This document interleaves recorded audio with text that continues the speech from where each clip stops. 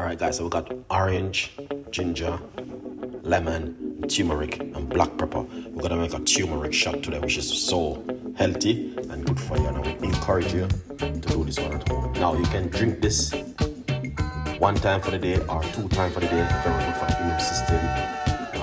Boosts the immune system. Look after the immune system.